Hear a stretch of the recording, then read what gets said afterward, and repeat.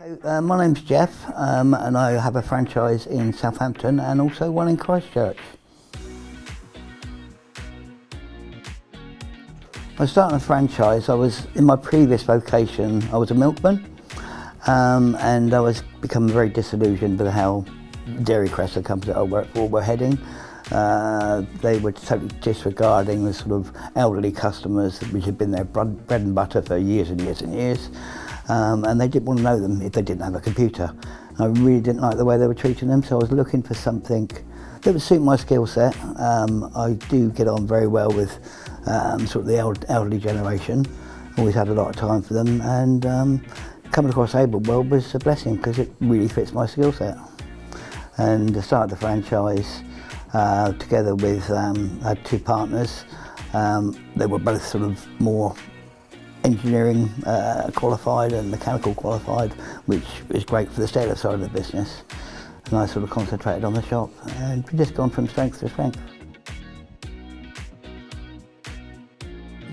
The experience as a franchisee has been very challenging at times, but we have had great support from our head office and our area manager to come down and look after us. So we've been able to cope quite well, really. But it has been challenging at times. I think it would be the same for any franchise, prospective franchise, is finding the right premises. That is key, the right premises. That's got parking, it's the right price. It's the only way it can work with the model, is having that premises the right place, which we've been very fortunate in. So the one we have in Southampton, we were going to take a place in Romsey, but fortunately that fell through. And then it was actually my wife that found this place in Walston in Southampton, and it's just gone from strength to strength. And the Christchurch store, we just took that over from a previous franchisee, and so the premises was already there.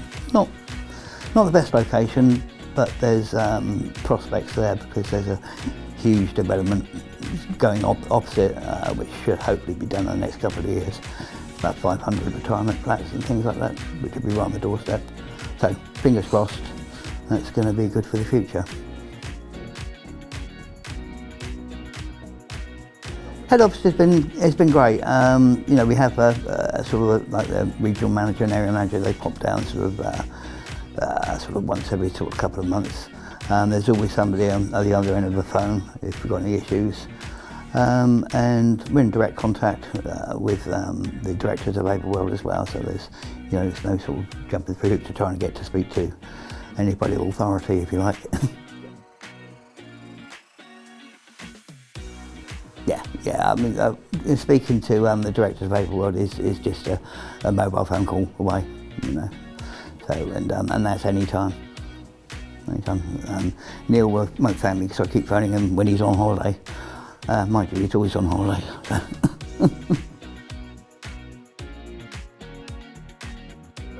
Yeah, I say return on investment.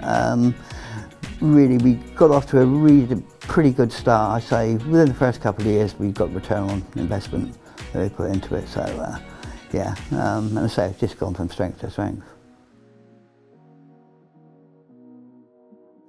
Well, our team, they've been with us a long while. I have got a couple of family members involved as well. I have a couple of daughters at work.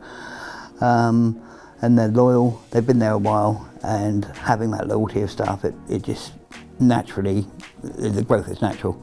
So it just gets better and better. It's all about good customer service. And with a good customer service, that just contributes to natural growth. I think where we're situated, there isn't a lot of choice in the nearby vicinity. So we're situated just outside Southampton, the Southampton store.